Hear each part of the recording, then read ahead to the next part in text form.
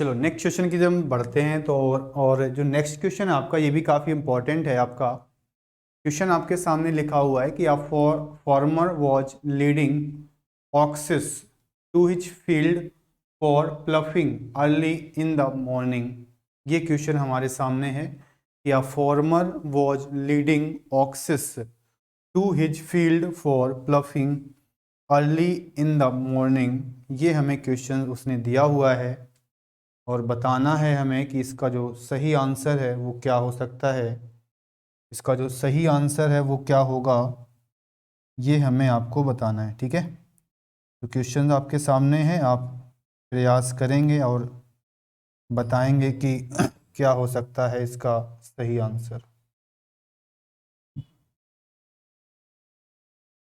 ठीक है, तो a farmer was leading oxes to his field for ploughing early in the morning, ये दिया हुआ है।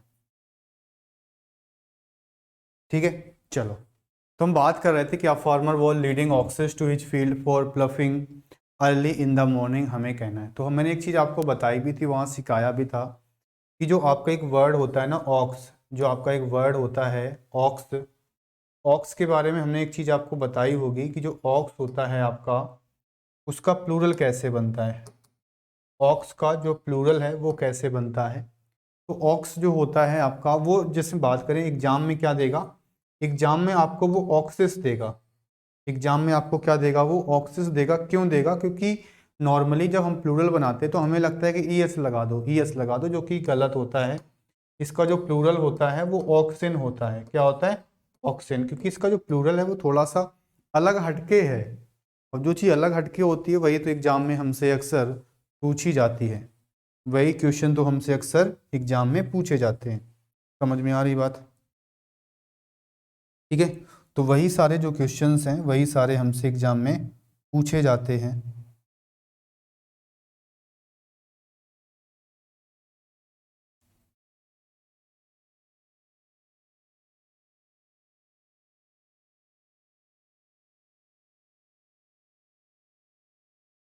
तो इसमें अगर भाई आपको कोई दिक्कत लग रही हो, दिक्कत हो, परेशानी हो, तो एक आप बता सकते हैं कि भाई इसका जो आंसर है वो सर हमें नहीं समझ में आ रहा है कि कैसे करना है। ठीक है, तो बस ऑक्स का है तो प्लूरल हो जाएगा। तो यहाँ पर अगर हम देख रहे होंगे तो ऑक्सिस लिखा हुआ है, तो बस ऑक्सिस की जगह पे आपको क्या करना पड़ेगा, आपको ऑक्सिन करना होगा। तो इसका जो आंसर है वो सेकेंड पार्ट हो जाएगा इसका सही आंसर। ठीक है, तो सेकेंड पार्ट जो है वो इसका सही आंसर जाएगा। तो बस इतनी चीज़ें। ठीक है, चलो नेक्स्ट क्वेश्चन की तरफ हम लोग बढ़ते हैं। और नेक्स्ट क्वेश्चन जो आपके सामने है वो क्या है,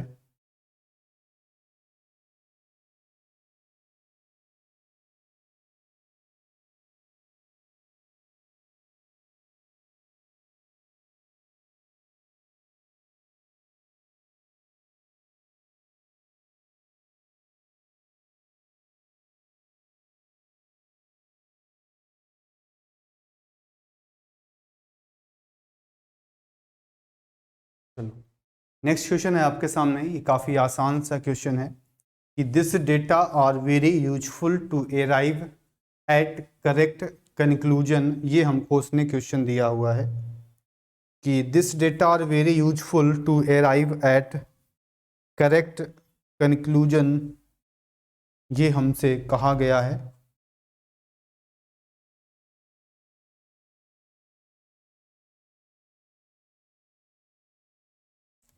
ठीक है भाई, तो this data are very useful to arrive at correct conclusion, ये हमको बताना है। तो अगर हम आपसे कहें कि भाई जैसे अगर ये क्वेश्चन है आपके सामने तो कई तरीके से सही हो सकता है। तो जैसे अगर हम बात करते हैं दिस के बारे में, तो दिस के बारे में हमें क्या पता होता है कि जो दिस होता है आपका दिस, दिस के साथ हमेशा हमें एक सिंगुलर नाउन चाहिए होता है।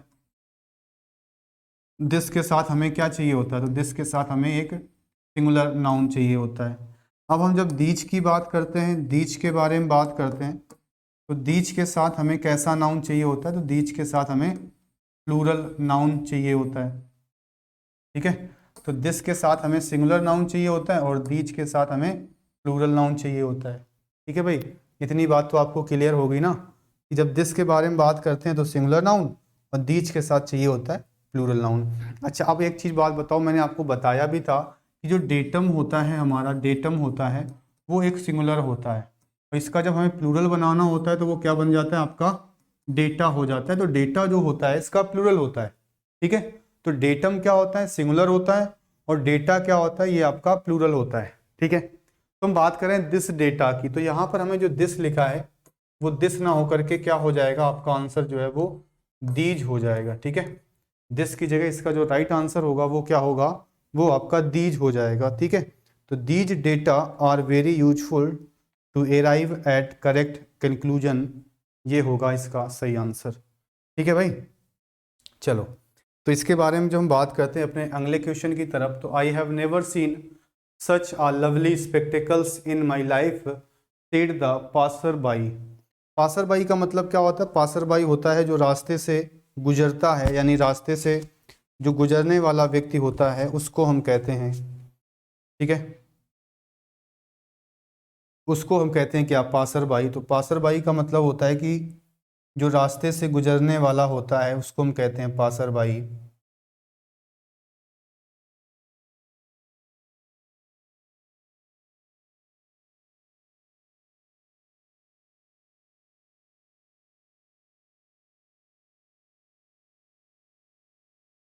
आसान सा क्वेश्चन है, आप प्रयास करिएगा, बताइएगा कि क्या हो सकता है इसका राइट आंसर। तो लिखा था कि I have never seen such a lovely spectacles in my life said the passer by.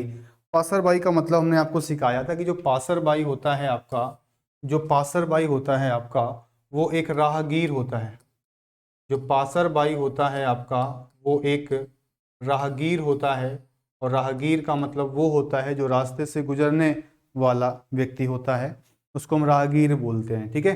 तो ये चीज़ है। तो अगर हम इसके बारे में बात करते हैं आपसे, तो I have never seen such a lovely spectacles, तो उसमें चश्मा नहीं देखा होगा भाई। होता क्या है कि जो जो स्पेक्टिकल लिखा हुआ है, स्पेक्टिकल, स्पेक्टिकल का मतलब जो होता है आपका वो एक सीनरी होता है। क्या होता है, सीनरी। अब जब हम बात करते हैं स्पेक्टिकल्स के बारे में, इसके बारे में बात करते हैं, स्पेक्टिकल्स के बारे में बात करते हैं, तो स्पेक्टिकल्स जो होता है उसका मतलब फिर ग्लासेस हो जाता है, ठीक है। स्पेक्टिकल आपका सीनरी होता है और स्पेक्टिकल्स आपका क्या होता है, तो ये एक ग्लासेस हो जाता है। ग्लासेस का मतलब चश्मा हो जाता है, ठीक है। स्पेक्टिकल है आपका सीनरी, स्पेक्टिकल्स है आपका ग्लासेस, ग्लासेस का मतलब चश्मा, ठीक है। तो इसका हमें बताना है कि क्या होगा इसका राइट आंसर। तो क्योंकि वहाँ पर हमें चश्मे के बारे में बात नहीं, वहाँ पर हमें सीनरी के बारे में बात हो रही है, बस स्पेक्टिकल्स की जगह पर हमें लिखना पड़ेगा क्या, यहाँ पर हमें लिखना पड़ेगा स्पेक्टिकल, ठीक है। चलो, इतनी बात क्लियर हो गई आपको। चलो बढ़ते हैं अगले क्वेश्चन की तरफ। ये भी बड़ा प्यारा क्वेश्चन है। When you see offsprings you can't believe that he is above 70, ये हमको बताना है, ठीक है। तो when you see offsprings you can't believe that he is above 70, ये हमें बताना है, ठीक है।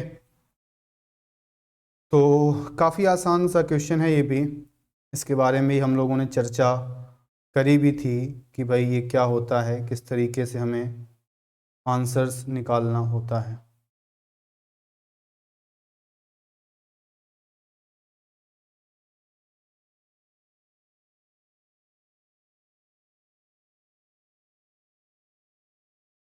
तो हम बात करते हैं when you sees offsprings you can't believe that he is above 70 दिया हुआ है। तो हम बात करते हैं यहाँ ऑफ स्प्रिंग्स एक वर्ड दिया हुआ है। ऑफ स्प्रिंग का जो मतलब होता है वो संतान होता है। ऑफ स्प्रिंग का जो मतलब होता है वो संतान होता है। तो संतान को हम लोग ऑफ स्प्रिंग कहते हैं, ठीक है। संतान को हम क्या कहते हैं, ऑफ स्प्रिंग कहते हैं। तो ऑफ स्प्रिंग का मतलब संतान होता है। तो कह रहा है कि जब आप उसकी संतान को देखेंगे तो आपको पता ही नहीं चलेगा कि वो 70 के ऊपर है। तो क्योंकि इसके साथ भी वही चीज़ है जैसे सीप और डियर के साथ है कि इसके साथ भी हम लोग एस या ई एस का प्रयोग नहीं करते हैं। तो जब हम इसके साथ अगर एस या ई एस का प्रयोग नहीं करते हैं तो इसका मतलब है कि यहाँ पे जो ऑफ स्प्रिंग्स लिखा हुआ है ये गलत है। इसका जो राइट आंसर होगा वो होगा आपका ऑफ स्प्रिंग, ठीक है। तो ये होगा इसका जो सही आंसर होगा वो हो जाएगा क्या, ऑफ स्प्रिंग हो जाएगा इसका राइट आंसर, ठीक है भाई। चलो नेक्स्ट क्वेश्चन की तरफ बढ़ते हैं। एक बार मैं पढ़ के बता रहा हूँ कि an earthquake is a natural phenomena and nobody can check it be sure. ठीक है, तो an earthquake is a natural phenomena and nobody can check it be sure. ठीक है, तो ये हमें बताना है इसका आंसर कि क्या हो सकता है इसका सही आंसर।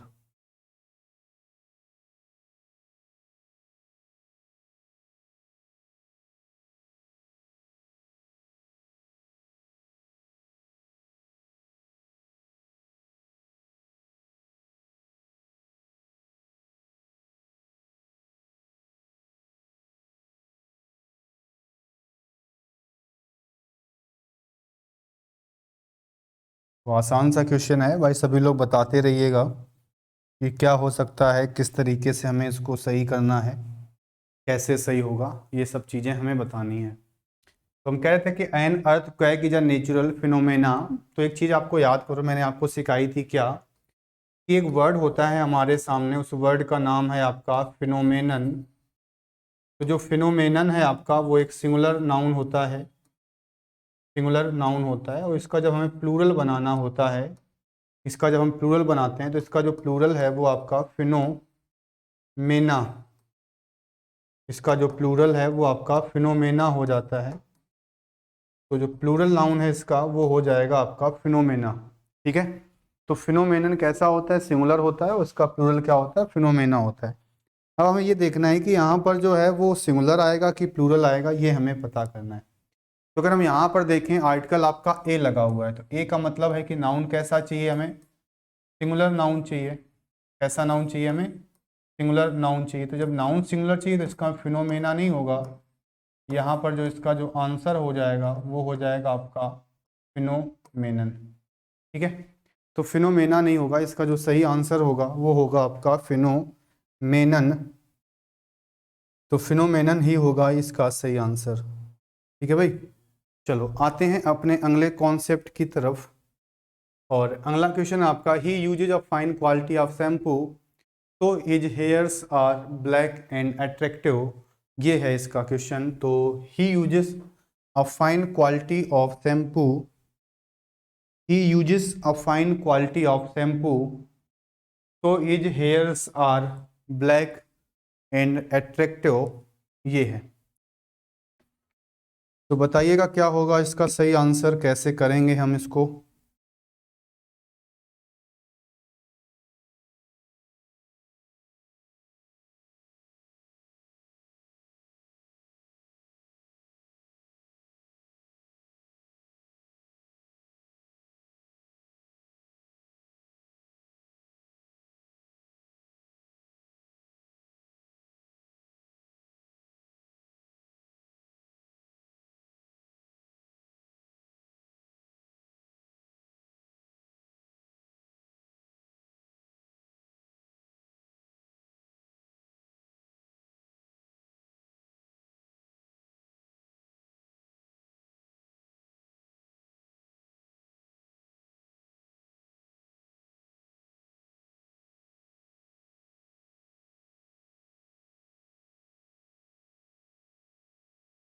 चलो देखते हैं, लिखा है he uses a fine quality of shampoo so his hairs are black and attractive.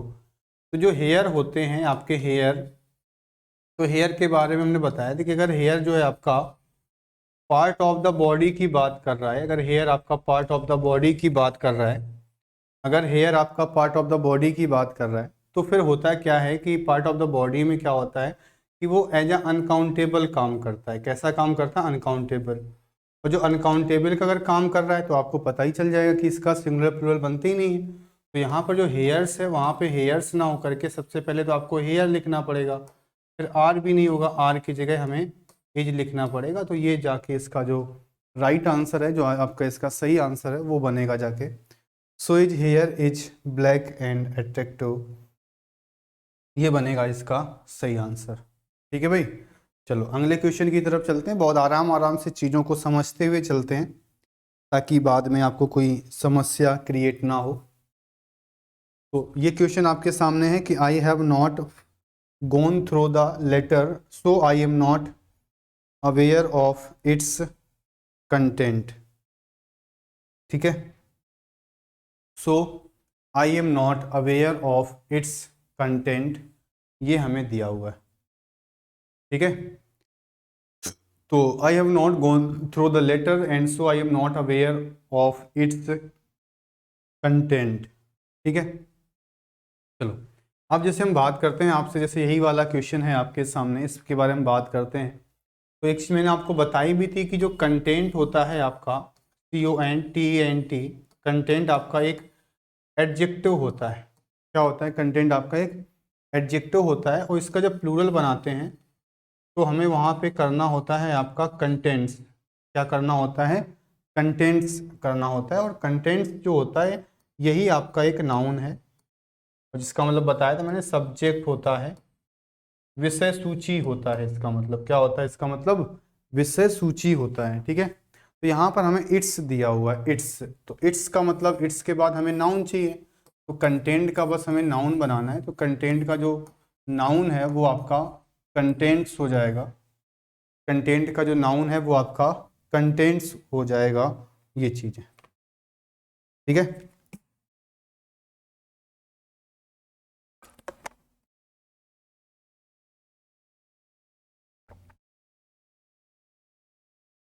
बात समझ में आ गई भाई? चलो अगले क्वेश्चन की तरफ चलते हैं। लिखा है what is the criteria of selection in the examination, ये हमें दिया हुआ है। What is the criteria of selection in the examination हमें दिया हुआ है, और हमें बताना है कि भाई इसका आंसर क्या सही हो सकता है, क्या इसमें बेटर तरीके से हम इसको सही कर सकते हैं, ये हमें बताना है। ठीक है, तो सभी बच्चे बताएंगे कि इसका आंसर क्या होगा। What is the criteria of selection in the examination. तो आपकी स्क्रीन के सामने आपको क्वेश्चन दिख भी रहा होगा, आपको बताना है कि क्या हो सकता है इसका सही आंसर। ठीक है, तो what is the criteria of selection in the examination हमें दिया हुआ है। तो सबसे पहले भाई आपको करना क्या है, आपको सबसे पहले क्या करना है, जो दिया है कि what is the criteria of selection in the examination हमें दिया हुआ है। तो हमें देखना है कि यहाँ पे इज लिखा हुआ है, यहाँ पे हमें क्या मिल गया, यहाँ पर हमें इज मिल गया। इज लिखने का मतलब है कि अब इसके बाद जो नाउन है वो सिंगुलर चाहिए। तो सिंगुलर चाहिए तो इसका मतलब जो है वो क्राइटेरिया नहीं होगा, वो आपका आंसर जो है वो क्राइटेरियन हो जाएगा। इसका जो सही आंसर है वो हो जाएगा क्राइटेरियन। ठीक है, चलो नेक्स्ट पे आते हैं। तो नेक्स्ट क्वेश्चन है आपकी तरफ। लिखा है sceneries of Kashmir is more beautiful then that of Darjeeling. Sceneries of Kashmir is more beautiful then that of Darjeeling, ये हमें बताना है। इसके बारे में हमें बताना है कि ये क्या होगा, कैसे सही होगा। Sceneries of Kashmir is more beautiful then that of Darjeeling, इसके बारे में हमें बताना है।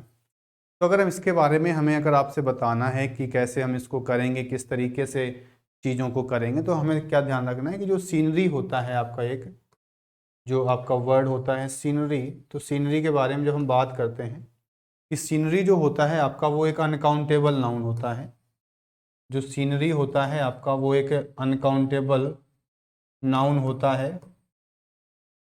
अनकाउंटेबल नाउन, अनकाउंटेबल नाउन होता है तो आपको सभी को पता है कि जो अनकाउंटेबल नाउन होता है उसका हमें प्लूरल नहीं बना सकते हैं, उसके साथ कभी भी एस का प्रयोग नहीं कर सकते हैं। तो यहाँ पर जो सीनरीज है उस सीनरीज की जगह सबसे पहले तो हमें लिखना पड़ेगा क्या, सीनरी।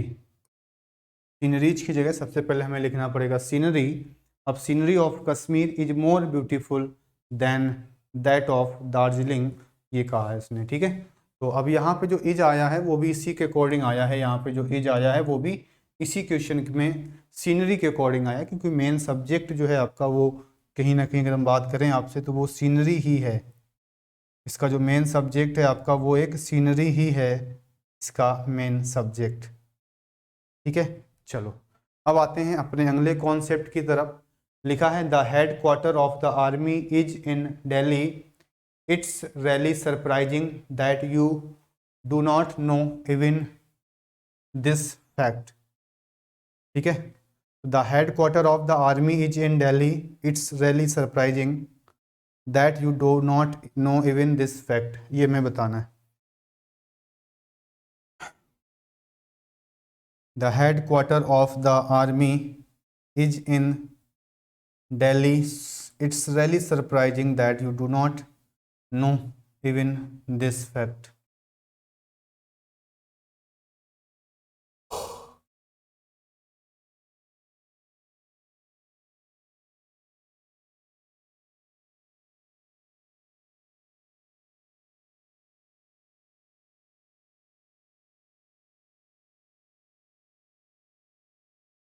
तो सबसे पहले एक चीज़ मैंने आपको वहाँ पे भी सिखाया था, मैंने कहा था जो क्वार्टर होता है आपका, क्वार्टर, क्वार्टर का जो मतलब होता है वो एक चौथाई होता है, और जब इसमें हम प्लूरल बनाते हैं तो क्वार्टर्स हो जाता है, क्वार्टर्स एस लगा देते हैं तो क्वार्टर्स हो जाता है। और क्वार्टर्स का जो मतलब होता है वो कहीं ना कहीं आपका फ्लैट होता है। क्वार्टर्स का जो मतलब होता है वो कहीं ना कहीं आपका फ्लैट होता है, रहने का स्थान होता है। तभी तो हम कभी भी हेड क्वार्टर नहीं कहते, हम कभी भी हेड क्वार्टर नहीं कहते, गलत होता है।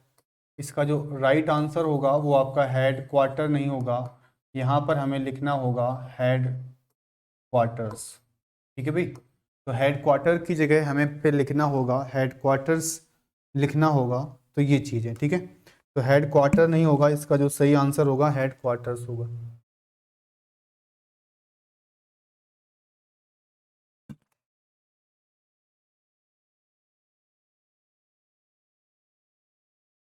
ठीक है, तो आसान सा क्वेश्चन था आपके सामने। नेक्स्ट क्वेश्चन फिर से है, when he return from America he inform me that he had come here to do an urgent work. ठीक है, when he return from America he inform me that he had come here to do an urgent work, to do an urgent work. बहुत आसान question है आपके सामने।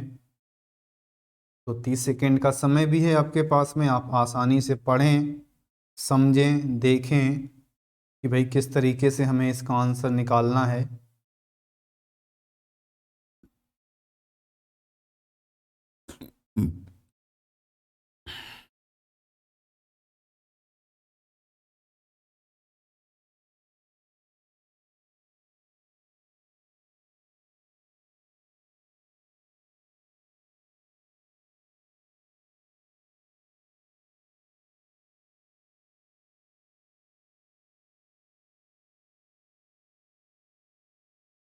चलो, तो लिखा है when he return from America he inform me that he had come here to do an urgent work. ठीक है, तो यहाँ पे एन दिया हुआ है और वर्क यहाँ पे दिया हुआ है, तो वर्क जो है एक नाउन है।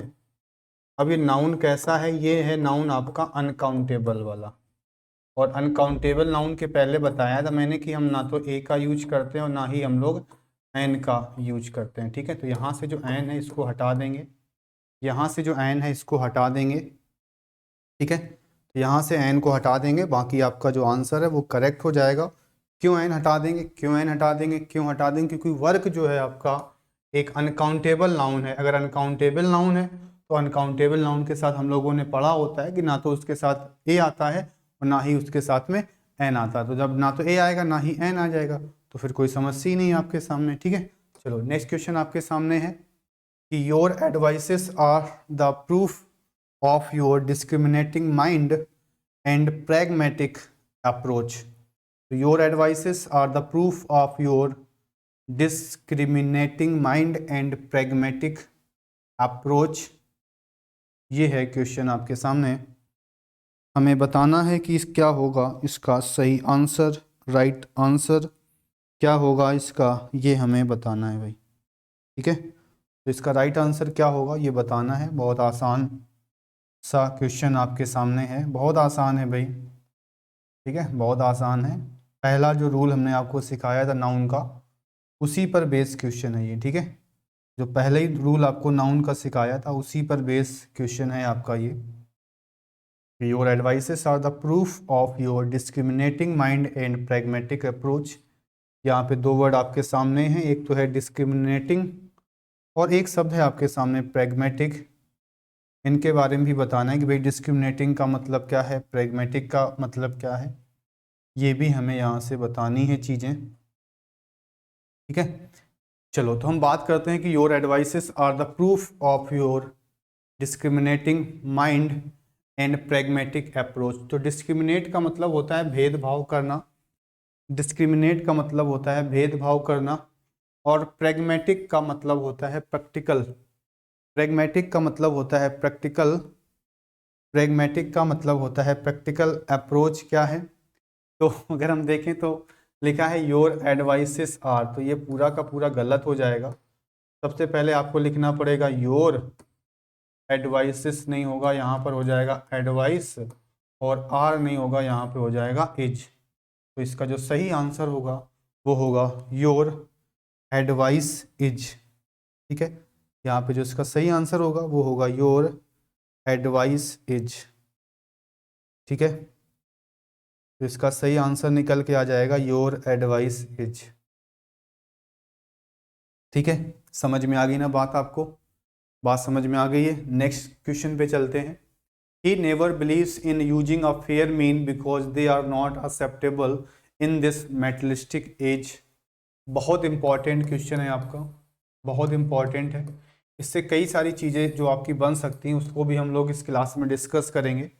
इस क्वेश्चंस के आधार पे और भी चीज़ों को डिस्कस करेंगे जो आपसे मतलब हो सकता है भाई जैसे इसमें ये चीज़ पूछी गई है, बाकी हम कई सारे एग्जाम्स देंगे तो हो सकता है उसमें वो चीज़ आपसे पूछी जा सके। तो ऐसा कोई ज़रूरी नहीं है कि मतलब कोई अगर एक चीज़ है तो वो यहीं पूछी गई तो बाद में नहीं पूछी जाएगी, तो वही सारी चीज़ें हैं आपकी।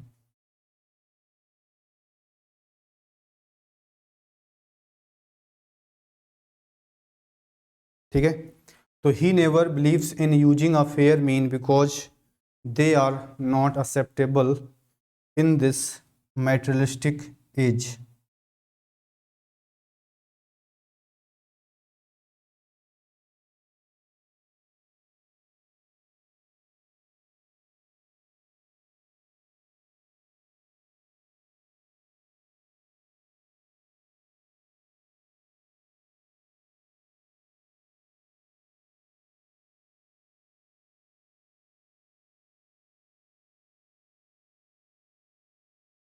चलो, तो क्वेश्चन है आपके सामने कि he never believes in using a fair mean because they are not acceptable in this materialistic age दिया हुआ है। तो यहाँ पर हमें ए दिया हुआ है, ए से हमें पता चल गया कि हमें यहाँ पे नाउन चाहिए, और जो मीन होता है वो नाउन तो वैसे भी नहीं होता है, तो मीन का जो नाउन होता है वो मीन्स होता है।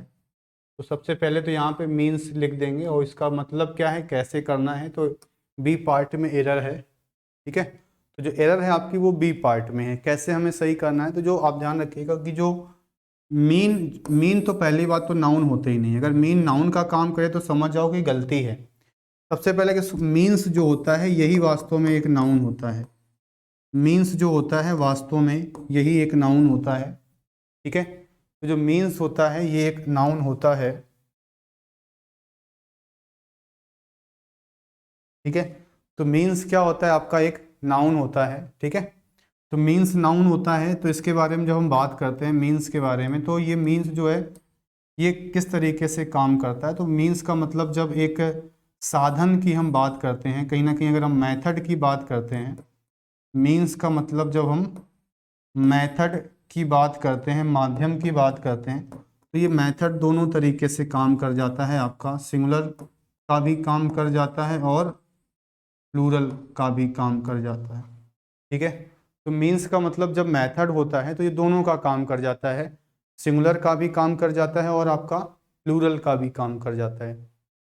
ठीक है, चलो फिर हम बात करते हैं कि ये जो मीन्स है आपका नाउन के रूप में ही काम करता है, नाउन के रूप में ही काम करता है।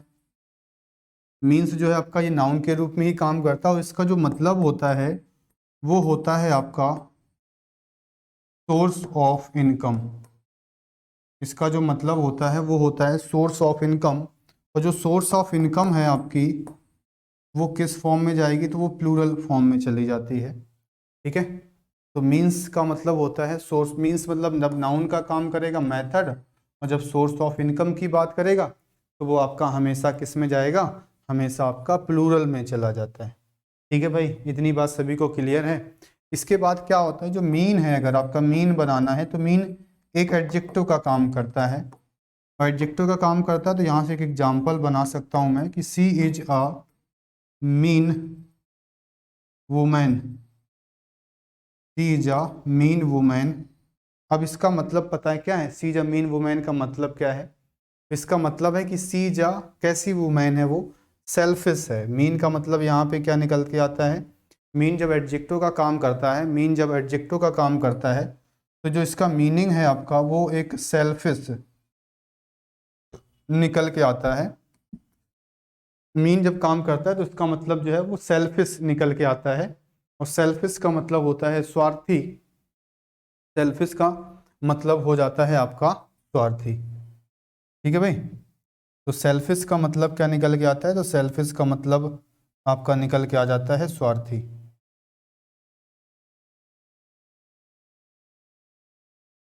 ठीक है।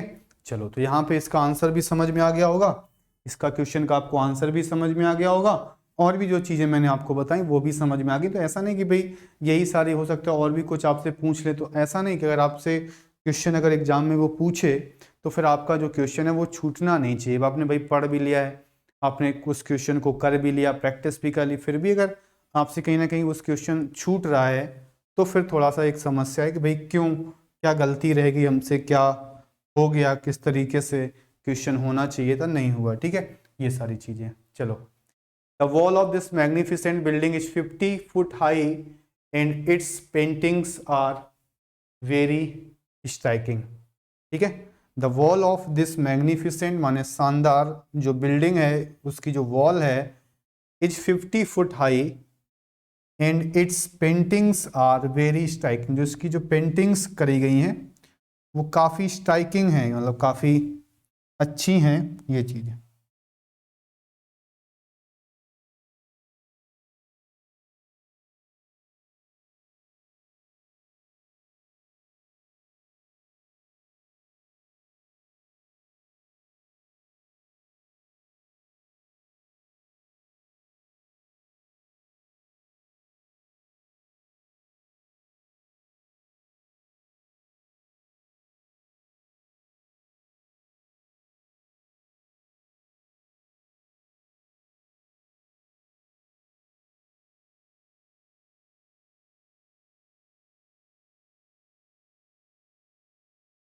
तो सभी बच्चे एक बार आंसर बताइएगा सभी लोग। देखो, थोड़ा सा समय इस वजह से भी दे रहे हैं ताकि आपको, आप खुद से पढ़ें, आप एक बार प्रयास भी करें, क्योंकि जब सारे के सारे कॉन्सेप्ट आपको एक बार बता दिए गए हैं पहले से, जब सारे के सारे कॉन्सेप्ट आपको पहले से ऑलरेडी बताए जा चुके हैं, तो एक वो चीज़ नहीं होनी चाहिए कि नहीं भाई हमें एक मौका नहीं मिला कि हम आप क्वेश्चन को कर सकते थे। तो इसी वजह से है, ताकि आप भी क्वेश्चन को करें, समझें किस तरीके से इसका आंसर हम निकाल सकते हैं। तो यही सारी चीज़ें। ठीक है भाई, तो एक बार आप बताइएगा सभी लोग कि क्या होगा इसका सही आंसर। तो the wall of this magnificent building is 50 foot high. तो जो फुट होता है आपका, फुट आपको एक पता होगा कि जो फिट होता है आपका वो सिंगुलर होता है, और जो फीट होता है आपका, फीट, वो आपका प्लूरल होता है। ठीक है, तो यहाँ पे लिखा है 50, क्या लिखा है 50, 50 माने 50, तो 50 है अगर तो फुट तो सिंगुलर होता है ना, इसका हमें प्लूरल बनाना पड़ेगा, तो इसका मतलब फुट की जगह हमें फीट करना पड़ेगा। और यही चीज़ होती है बोलने में, कि अगर आपको, अगर आप हिंदी में भी बोल रहे हैं तब भी आप अगर ये कह रहे हैं कि 60 फीट है, 60 फुट है, तो गलत चीज़ है। 60 फुट नहीं होता है भाई, 60 फुट नहीं होता है, 60 है तो फिर फीट होगा वो। तो ऐसे ही अगर 50 है तो 50 फुट नहीं होगा, फिर 50 फीट होगा। क्या होगा? 50 फीट होगा, यानी 50 जो लिखा है वहां पे फुट जो लिखा है वहां पे फुट ना हो करके, वहां पे जो इसका आंसर निकल के आएगा वो फुट ना हो करके इसका आंसर जो है वो फीट निकल के आ जाएगा। तो 50 फीट होगा इसका सही आंसर। ठीक है, नेक्स्ट क्वेश्चन बहुत प्यारा है। मैं 2-3 बार इस पर क्वेश्चन, हम लोग 2-3 क्वेश्चन कर भी तो चुके हैं भाई, 2-3 क्वेश्चन हम लोग इस पर बेस कर भी चुके हैं कि one of my good friend is both an artist and a physician of repute. ठीक है, तो मेरा दोस्त है वो आर्टिस्ट भी है और फिजिशियन भी है, दोनों है वो। तो इस कॉन्सेप्ट पर हम ऑलरेडी 2 से 3 क्वेश्चन कर भी चुके हैं, तो इस पर हम लोग ऑलरेडी 2-3 क्वेश्चन एक बार कर भी चुके हैं। तो हम बताएंगे, आप बताइएगा भाई क्या हो सकता है इसका सही आंसर।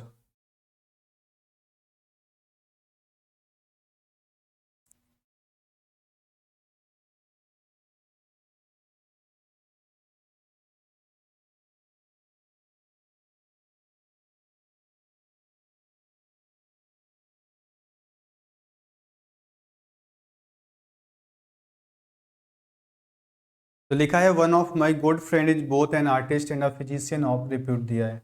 तो वन ऑफ के साथ अभी हम लोग कितनी बार चर्चा कर चुके हैं कि वन ऑफ के बाद जो नाउन आपका आता है वो कैसा आता है, वो आपका प्लूरल नाउन आता है। ठीक है, तो लिखा है one of my good friend, तो फ्रेंड जो है आपका गलत है, यहाँ पर हमें फ्रेंड की जगह पे लिखना पड़ेगा क्या, तो फ्रेंड की जगह पे हमें लिखना पड़ेगा फ्रेंड्स। तो उसका मतलब क्या है कि मेरे कई सारे गुड फ्रेंड्स हैं, मेरे कई सारे अच्छे मित्र हैं, उनमें से एक जो है वो एक क्या है, आर्टिस्ट भी है और इसके साथ साथ वो एक फिजिशियन भी है। तो फिजिशियन आपका एक डॉक्टर होता है, फिजिशियन आपका क्या होता है, डॉक्टर होता है। ठीक है भाई, तो वन ऑफ माई जो गुड फ्रेंड लिखा है वो फ्रेंड ना हो करके आपका जो आंसर है वो फ्रेंड्स हो जाएगा। नेक्स्ट क्वेश्चन की तरफ हम लोग बढ़ते हैं और मुझे लग रहा है कि सारे क्वेश्चंस हम लोग डिस्कस कर चुके हैं।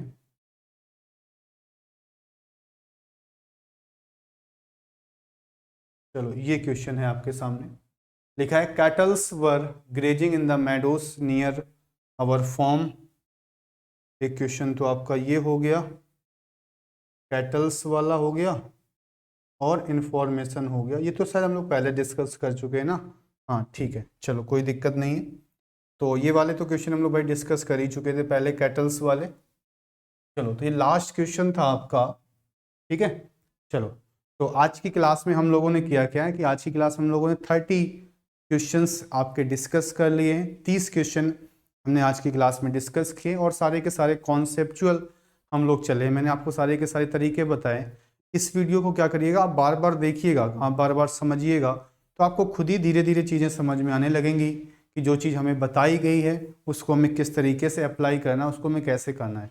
ठीक है भाई, तो यही सारी चीज़ें होती हैं जो हमसे अक्सर एग्जाम में पूछता है और हमें कहीं ना कहीं उसके आंसर्स को करना होता है, हमें उसका प्रयास करना होता है। ठीक है, तो आज की क्लास कैसी लगी आपको आप बताइएगा। ठीक है, और सभी लोग मतलब एक प्रकार से सभी लोग थोड़ा सा देखिएगा, समझिएगा और करने का प्रयास करिएगा। ठीक है, तो 30 क्वेश्चन हमने आज की क्लास में डिस्कस किए। नेक्स्ट क्लास में हम लोग 20 क्वेश्चन नाउन के डिस्कस करेंगे। फिर इसी तरीके से आपकी जो सारे के सारे चैप्टर्स हैं उसके भी हम लोग सारे के सारे क्वेश्चंस भी डिस्कस करेंगे, ये चीज़ें। ठीक है, तो आज की क्लास को हम लोग यहीं समाप्त करते हैं। ठीक है, आप लोगों का बहुत बहुत धन्यवाद। थैंक यू, जय हिंद।